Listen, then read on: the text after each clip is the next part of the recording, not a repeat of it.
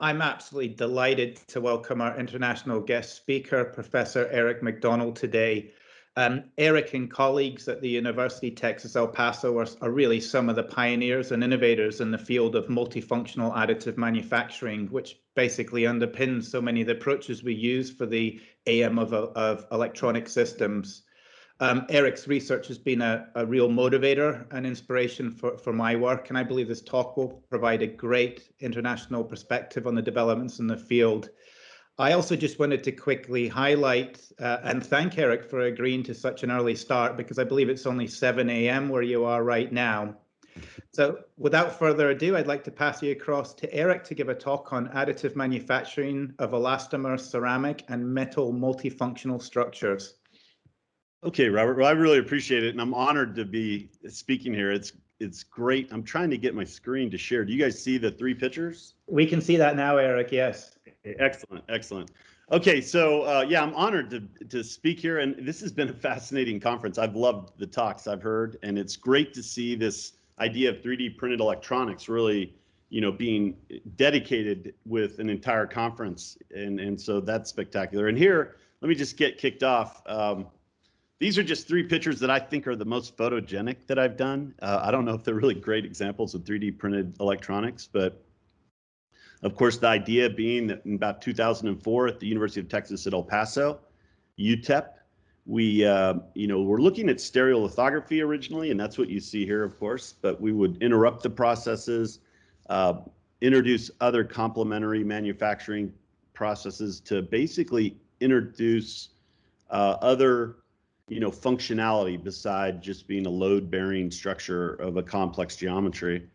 But first, I got to start by, I heard a lot of things today that I think I'd really like to encourage that you guys publish, because I'm one of the co-founding editors of the Elsevier journal Additive Manufacturing, which turns out that we just started it at just the right time, somewhat dumb luck, but it's like one of the highest impact journals in all of manufacturing.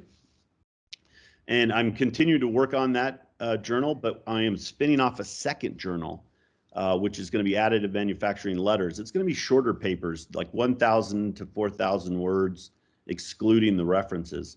And I think this is going to be a great avenue for a lot of this electronics work that I've seen today. As a matter of fact, electromagnetics, antennas, electronics. So I'd really encourage you guys to submit to that. I'm going to be biased for electronics and electromagnetics. I have a PhD in electrical engineering and got into additive in 2004, just sort of as I struggled to get funding from the United States government in my previous field, which was semiconductor design and computer architecture. But in any case, I think these two journals, the first one is getting about maybe 4% of the papers are related to multifunctionality and electronics specifically, and we'd really like that to grow.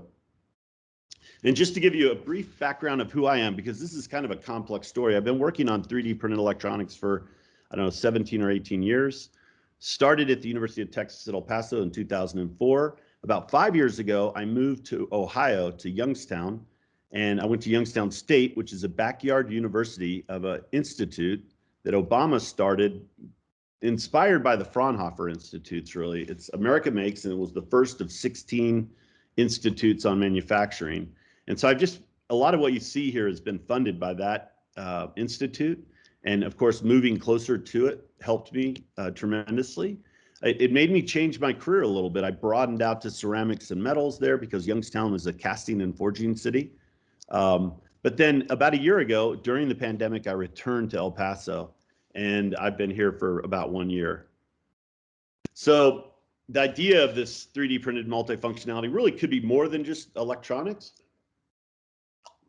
It really, I just am trying to imply that by taking additive, enhancing it with other manufacturing processes, you can do things like electronics, propulsion, actuation, antennas, programmability, sensing, and so forth. And most of these objects were done at UTEP. One was flown in low Earth orbit. You can see that. That was also on display in the London Museum of Science. There's some ceramics as well. At the bottom, I have a piece that I was not a part of at all, the hand. But this was done by Lonnie Love, and it has internal pneumatics and other non-electronic components. But I'm going to show you at the end what I think is going to be the next stage of metal printing, which will include embedding at least passive sensing. And Oak Ridge is just a fantastic facility. If you're familiar with Oak Ridge, it's a part of the Department of Energy, and it's in Tennessee. And it's arguably the best or the best equipped facility in the United States for additive. And I worked closely with them. I was there about 2 weeks ago. So this was, it says that it was published in 2013, but this was actually 2009. This was all manual. But this time-lapse video sort of led us to get lots of funding to automate these processes. But here we're making a motor. We have one piece inside of another. They're independent. We're manually inserting batteries into the rotor, and then we're creating the full structure without any support material, so that we don't have to submerge this in water to dissolve the support, which would be bad for the components. And we're registering this in a $20,000 Stratasys system. The students now manually putting the subcomponents in using tweezers to put the wires in. Well, we've long since automated that process, but I just wanted to show you sort of maybe the historical legacy of where we started. And what I really wanted to do here was to 3D print a robot and press print, come back the next day and have a robot walk or fly out of the printer. And of course, one of the limitations in these days was that we were in a heated build envelope and we couldn't put batteries in as components. So instead, in this case, we have to plug it in.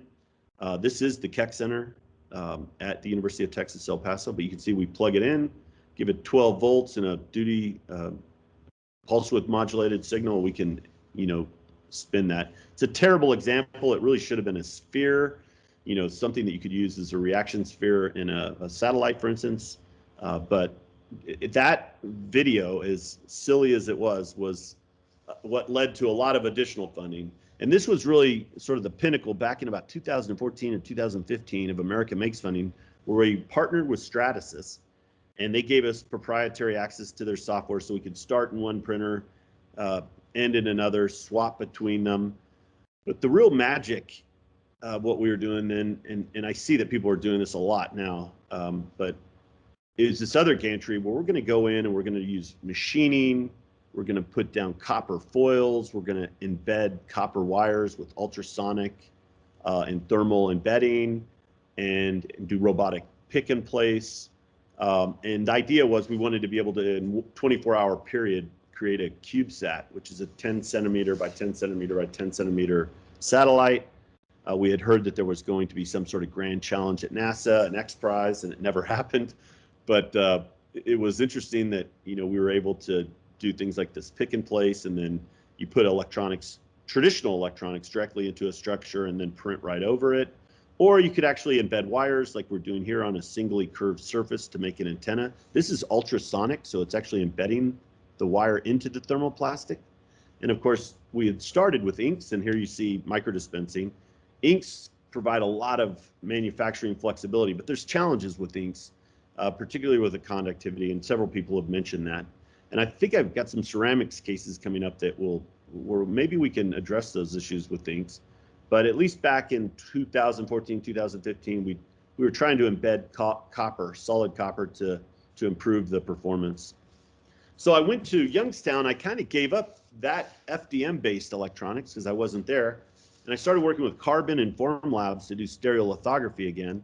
And we came up with the idea of doing overmolding, where you could actually take two parts. You could put wires into trenches and components into the pieces, and then put them together. And in a UV cure required to get the mechanical properties, you could actually consolidate the part into one complex structure with, mated surfaces. And furthermore, I guess Carbon Carbon with Adidas and Formlabs with New Balance were starting to make these really cool shoes that really leverage the complex geometries to create higher performance shoes. But what's interesting is that the elastomers that they're using are a testament to the improvement in quality in materials and additive manufacturing. You're going to walk on the shoe 100,000 times, And so I got excited about the carbon Adidas shoe and started looking at ways to embed electronics into these. About maybe 18 months ago, the National Football League in the United States, the NFL, had a conference in Youngstown because of America Makes, and they had a printed football helmet challenge. And so I went into Formlabs, talked to Formlabs about the material called Rebound, which is used in their New Balance shoe. It's not commercially available, but they basically made this lattice for me. And in it, I'm just interweaving some wires at 2 different layers of unit cells, and they're making a complex capacitive sensor. And that's what I'm using now to measure deformation. And so it turns out the NFL, I got to the very final stages. I was trying to get money from them. It would have been good branding as a professor.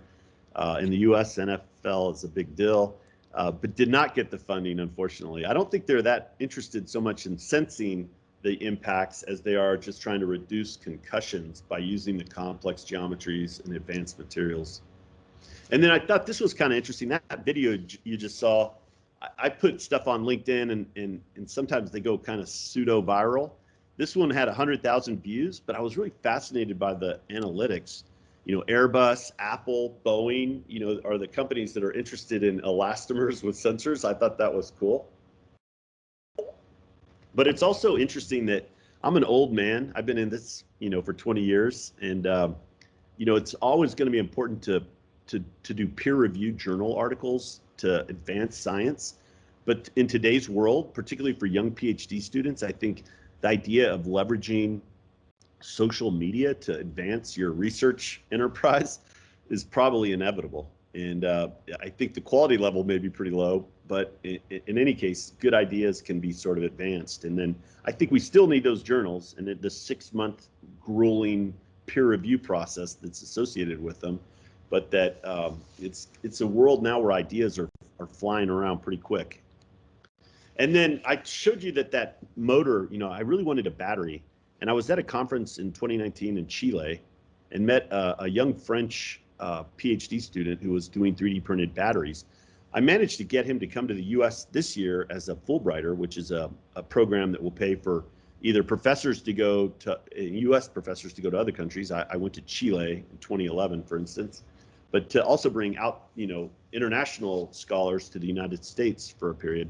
And so he's just joined me, and we're looking at some really fascinating concepts. We're working with a group at NASA, Goddard, and Marshall centers, as well as Sandia National Labs in the Department of Energy. And it's just getting a lot of attention and traction. It's sort of surprising how much excitement this has generated from different, you know, government research agencies. And then this is something we did a long time ago. It's one of the dumbest things we ever did, but it got a lot of attention. It was this gaming dice that had a little microcontroller and an accelerometer. It knows which way's up, and it would blink the lights, the LEDs on the top. And we haven't really even touched this. The batteries on these things were embedded and they died 10 years ago.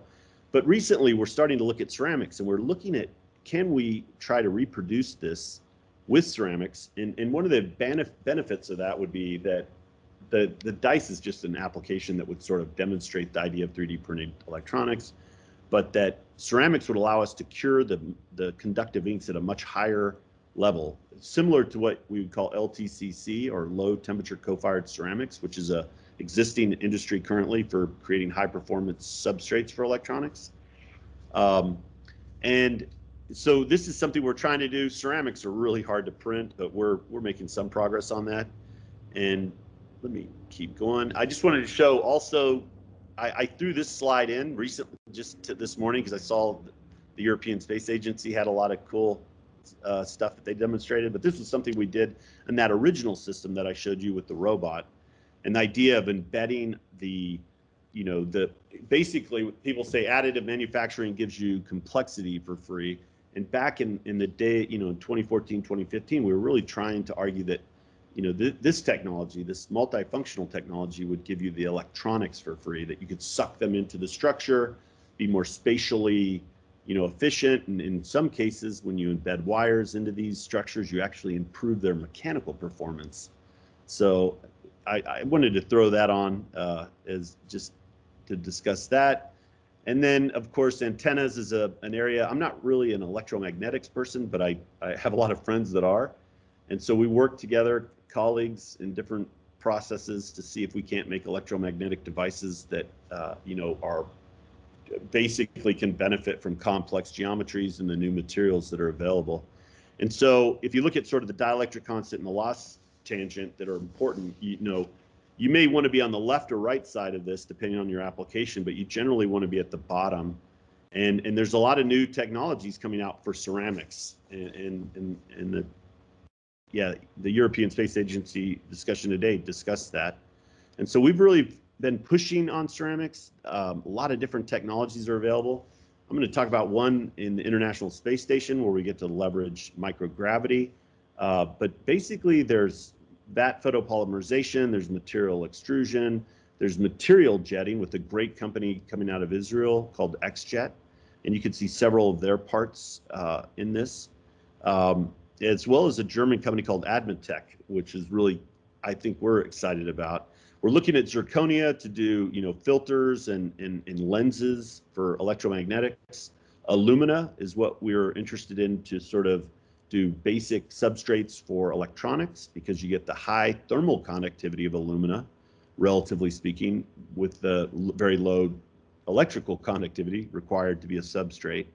And then we're looking at other, higher temperature, higher performance technical ceramics as well. So this is a picture of an astronaut about maybe 3 months ago. She's still in the International Space Station and did a spacewalk, I think 3 weeks ago, Kate Rubins. But behind her is like a microwave sized piece of equipment, which is a stereolithography system dedicated for ceramics. And so we're hoping maybe even next month to be doing some printing and possibly doing that dice that I just showed you. That was one of the reasons why we resurrected that project. But the idea here is that the particles that are floating around in the photocurable resins won't settle or float. They just stay in suspension. You can get a better microstructure. There's discussion that you might be able to make a structure that can be impossible to make on Earth and provide some authentication of the structure. And so we're real excited about this for sure. And then another thing that I think is, these pictures don't really show that what the latest and greatest stuff we're doing, but one of the cool things about ceramics is really in most of the processes, you're really 3D printing a green part, and you need to do a 60-hour, 1450 degrees Celsius sinter to get full density. There's shrinkage, there's a lot of challenges. There's delamination. But one of the things that we're looking at doing is if you can get 2 or 3 components that have complex mating surfaces and you can assemble them into a structure as green parts, you could sinter them and they will consolidate. And then furthermore, if you can put like a nickel alloy ink or a tungsten ink, a very, very high temperature metal, you can put those into channels. You can assemble these things so that they're this complex array of dielectrics and metals, and then sinter them together to get good conductivity and consolidation of the ceramic. That there's some really interesting possible applications here for very, very high temperature applications. And we're working with Lincoln Labs on that and a company in Austin called Applied Nanotech. Here, so the XJet, the first one that came from Israel to the United States went to Youngstown Business Incubator, which I just happen to be next to.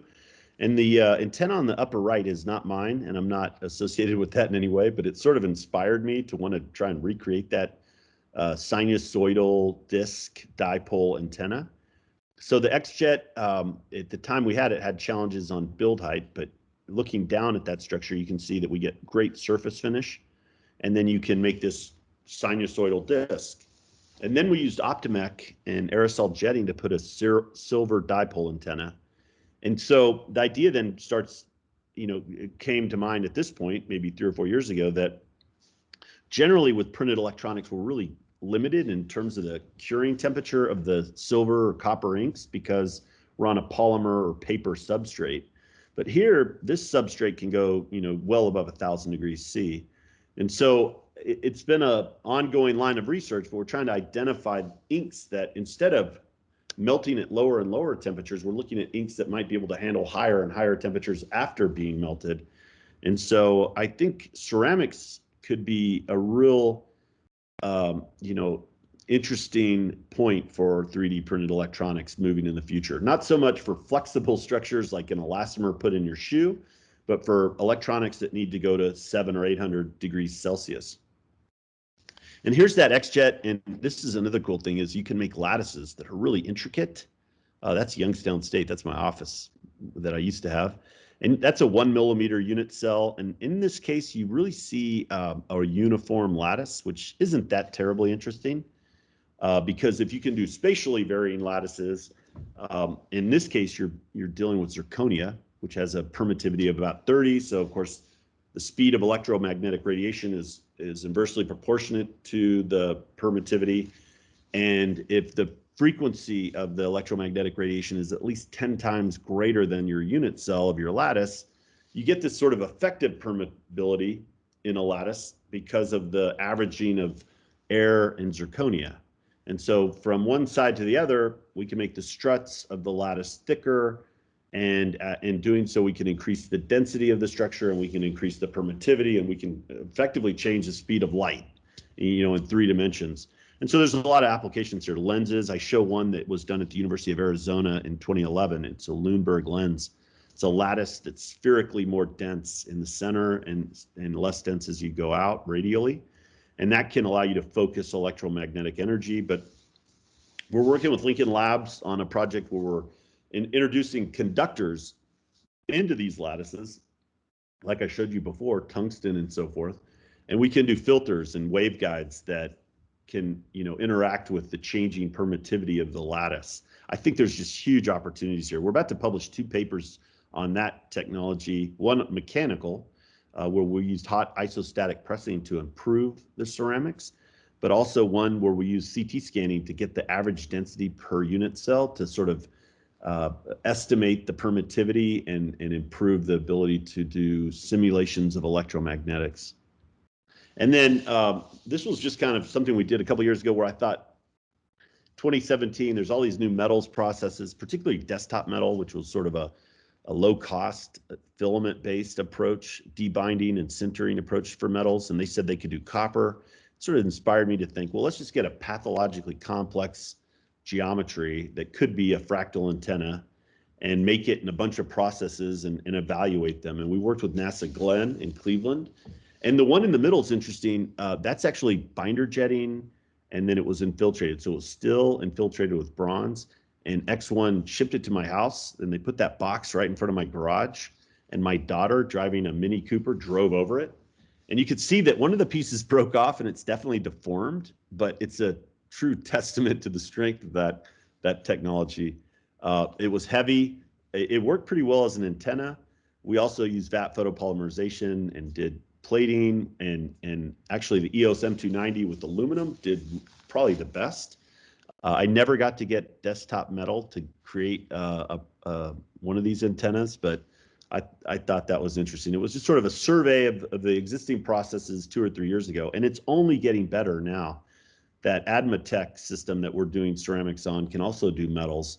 And so we're just starting to print copper on that this week in Youngstown State.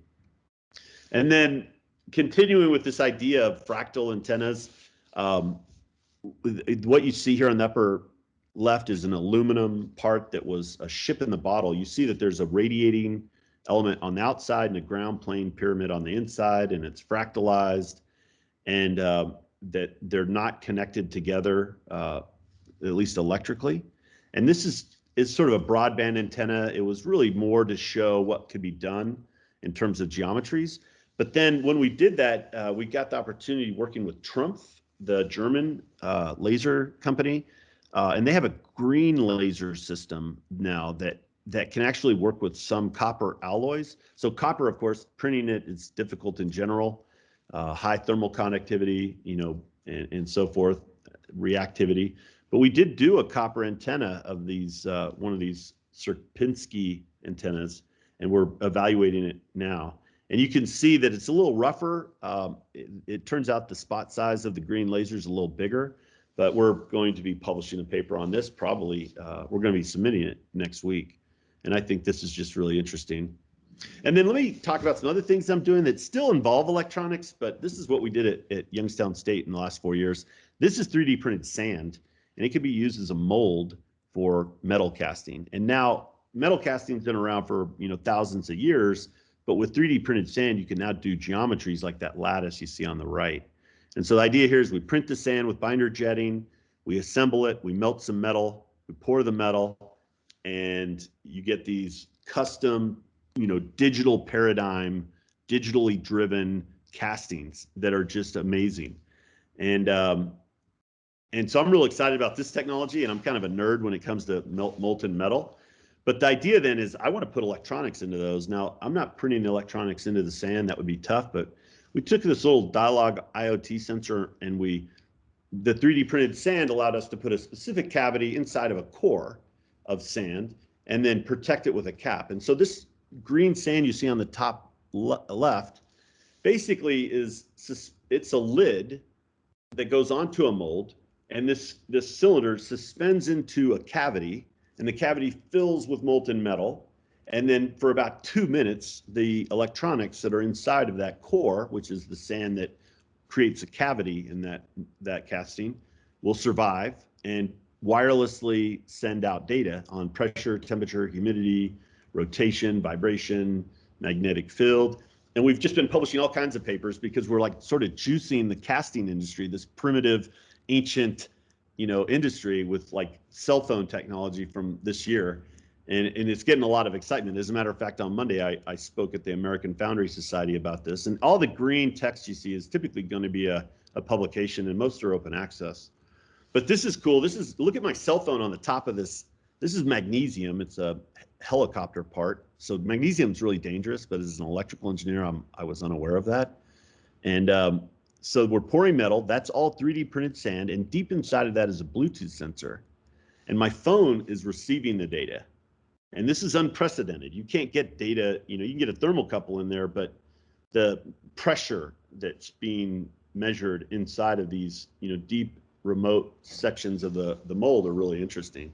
It turns out my phone didn't get cracked because of that, but I did have a student that dropped a phone into molten metal, and I just got in a lot of trouble. I guess you can't buy student cell phones at universities in the US, but it was something to, yeah. So one last thing I want to talk about, this is a project with the German university, the University of Bremen. Directed energy deposition is one of the processes that can do metals or ceramics. And it's really exciting to me because you get this unobstructed view of the structure as it's being built, and you have access to intermediate layers, and it's just really well suited for hybrid additives. So you can do subtractive and additive. And there's a company in Texas, Jason Jones, I think he got his PhD in Liverpool, or maybe I'm wrong, but he did get his PhD in the UK, I know that. He has this technology where he's doing laser cladding to put down metal, but he puts down polymers, he can do machining, and just a wide variety of processes. And so the idea was, can we basically make a little sensor, and we did this in the University of Bremen, of ceramic materials that could handle high temperatures. So here we're building tensile bars, and they have cavities for this little insert that has a sensor. There you see 2 wires coming out, and it's a strain temperature gauge. Now we're going to go in and stitch weld those together with a laser, and you're going to see the multimeter on the left start to react to it.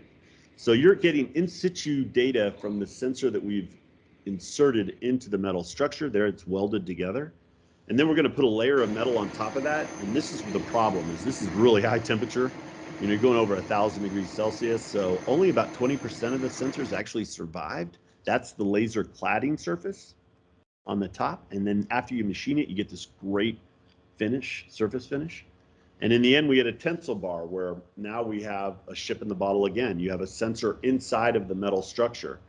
And obviously, by putting that insert, we're kind of compromising the mechanical structure, but you could accommodate for that. And if you think about more complex structures, maybe better than, a tensile bar, you could do a lattice or similar and have, one layer of struts in the lattice, basically reporting back, strain and temperature, and possibly, tell you that a light-weighted landing gear was imminently about to fail because of fatigue. And so I think this is a really primitive example, but that there are huge opportunities for embedding electronics into metal, structures. And then I'd like to just stop here with a picture of my university. So this is right on the border of Mexico. So the upper right, you're actually looking at mountains in Mexico. The upper left, you're looking at mountains in the United States. But we have Bhutanese architecture. So the bottom left is the Kingdom of Bhutan, and you can see where we got our architecture. It's kind of interesting that that's on the border of Mexico and the southwest of the United States, but it seems like it sort of fits well. It's well suited for the landscape. And I like to show these pictures just if anybody in England, in the UK, is in the United States, certainly in the Southwest. I use these pictures as a segue to invite you to offer an open invitation to come see our labs and discuss collaborations. And with that, I will open up for any questions.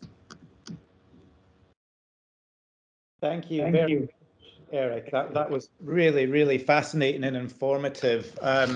Particularly the number of application areas and the diversity of your research. It's great to see how things have evolved also from quite manual assembly to everything becoming fully automated.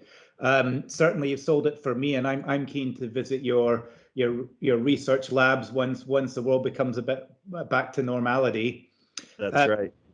I think we can take a couple questions now based on the timings, but since I hope you don't mind, but I wanted to ask you a question because I was particularly interested in the ceramics aspects.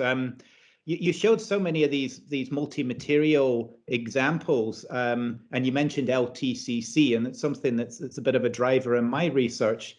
Are any of these something that you can co-fire, or is it still very much you print the ceramic, fire it or sinter it, and then do the secondary processes? Is there anything where you've been able to do maybe multi-material ceramics? This is it right here. So tungsten inks and zirconia is something we're working on currently, where you can get 2 or 3 green parts that are can assemble in like a sort of a mortise and tenon approach, and then put tungsten or tungsten nickel alloys of inks into channels, and maybe make channels that you can see here are triangular, so they sort of mechanically grab the ink, if there's problems with adhesion. But the idea here is we're trying to do like assemblies and then co-fire them. Exactly. It's a real challenge though. I mean, ceramics shrink as much as like 18%. So you got those issues. But I think if we could make some of this work, the possibilities are really interesting. Now, we're also trying to do that dice. In that example, we have active electronics, so that clearly cannot be co-fired with zirconia. The zirconia needs 1450 C for like 60 hours, and we would have to do the parts separately and then maybe do some sort of consolidation step. But the cool thing there is that if you do have a second, firing, you can put in a silver ink and take that to 600 or 850 C. LTCC uses silver pastes and they become fully conductive at 850 C, I believe, or pretty close to fully conductive. So you can get your ceramics, sintered at 1450 for 60 hours, put in your inks at 850, get them fully conductive like a printed circuit board, and then put your active components on as a final step. So I'm looking at both cases where it's co-fired and where they're fired separately. And I think there's just a lot of opportunities and a lot of, interesting, potential here. But yeah, it's an interesting question for sure. And we're certainly trying to figure out how to do it, but that's the hardest one to do, co-fired. Okay, well, I'll certainly try to have an offline discussion with you at some point around this, because I might have some suggestions, but that was really interesting. Can I just check if anybody else has any specific questions for Eric and his talk? I think normally people use the raising the hand function here. This is Simon Johnson at CPI. Just raised my hand there, if I could. Yeah. I was wondering what you think might be the main applications for. Clearly, there's a massive range of applications for this sort of these technologies, which are really fantastic presentation on such a breadth of different work. But are there any key applications that you think are going to happen sooner rather than later? Yeah, okay. So I can tell you that everything I've done in the last 18 years has been funded by NASA and the Department of Energy and the Department of Defense, and it's all been aerospace related. So aerospace clearly can benefit from the complex geometries, the light weighting, and so in satellites, we've done a lot of satellite type work. So that's clearly one application area. The other clear application area in my mind, and you see it with shoes and football helmets, is biomedical. And of course, the shoes and football helmets are elastomers. They're soft and rubbery, and in lattices, they tend to be very, well, yeah, you can tailor their stiffness for human anatomy, but obviously implants. If you can do ceramics, your teeth, your bones, if you can do metals, you can do hip implants. And can you add a strain gauge to detect fatigue over the life of that implant? That's a huge area. But then ceramics opens up another area because of high temperature. So some of the things we're looking at is like trying to do little sensors that can go into a turbine blade of a electric generation. And they get to really high temperatures. Can you detect the rotation of the blades, with the resonator or something like an RFID tag inside the ceramic? So I think the materials are getting really, really interesting in additive. Ceramics, super nickel alloys, high temperature, really strong materials. And so that's going to open up the application areas, but clearly biomedical and aerospace are the two just obvious, where mass customization and complex geometries and high value all come together. Yeah. That's very interesting. Okay, thank you very much. I think we've probably got time for one more question for Eric. I think Saul had his hand up first, and if we don't manage to take some of the other questions, maybe we could do some of this offline. But Saul, if you've got a quick question, that would be great. Hi, Eric. I'm Saul from University of Leeds, a PhD student. I want to know what were the limitations on the ultrasonic wire embedding that you work on University of Texas. What were the limitations at that time, and if those limitations are still present right now with the technology? I could tell you. So I left UTEP 5 years ago, and I haven't really been involved because of the pandemic. I haven't even seen what they've done since then. But the issue is, we have, specifically for thermoplastics, this doesn't really work for stereolithography because it's stiff and brittle. But for thermoplastics, with ultrasonic and thermal heating, you can selectively sort of submerge the wires into the plastic. And you get these other benefits. You can improve the thermal conductivity. You can, they act as a reinforcement agent. So there's really interesting things there. But we were putting 80 micron wires, about 200 microns apart. So pitch of 200, thickness or diameter of 80. And, that's what they were doing back then. I really am interested to find out. But if you look at a cell phone, I think it's 50 micron sort of printed circuit board traces is the state of the art today. And so we're approaching that, except with the freedom of 3D printing and the conductivity that would be equivalent to plating. But there was a lot of problems, though. I'll tell you, the limitations I saw were when we actually went to a component, we had the original idea of doing laser welding to the leads, and we realized that we were destroying components by introducing that kind of high energy and temperature. So I'd say the connectivity to the final components was the big issue. That delicate little piece of silicon struggled for us to connect to, and that's probably needs to be inks, at that final stage. So you get the benefit of connectivity of wire, but then the flexibility of the ink to get it to finish the connection. Interesting question, though. Okay, thank you. Thank you. Eric, just from all of us, we just wanted to thank you again for giving up your time and giving such a fascinating presentation. I believe you said you had some other things to get on with today, but obviously if you managed to provide any input towards these grand challenges, we would most welcome it. And yes, thank you very much. I hope that you found this event productive and useful for yourself also. Definitely, and it was an honor to be invited, for sure. Those great talks that I listened to, I'm intrigued, for sure. Great stuff. Thank you.